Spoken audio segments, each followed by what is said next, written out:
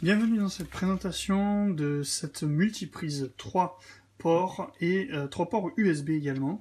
Donc on peut voir ici difficilement, mais c'est quand même écrit, on va essayer de trouver le bon angle de vue, qu'il y a en fait deux ports qui sont des ports 5 volts 1 ampère et un port qui est lui 2,4 ampères, donc qui sera plutôt pour les tablettes. Donc un câble également très épais, qui est relativement long et qui est livré avec sa petite petit scratch de fixation. Alors je la relis pour voir qu'elle fonctionne bien.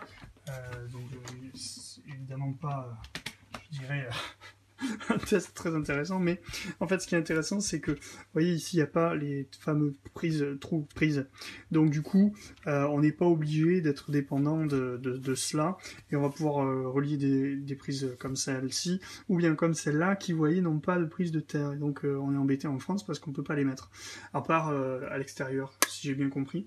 Et donc là, l'intérêt c'est que je peux utiliser cette prise télécommandée avec cette multiprise là, et donc par exemple allumer à distance par exemple un chargeur pour n'importe quoi, ou une borne Wi-Fi, en fait c'est ça mon usage, c'est de pouvoir télécommander à distance ces prises qui sont télécommandées avec donc eh bien ma télécommande, et ce à distance.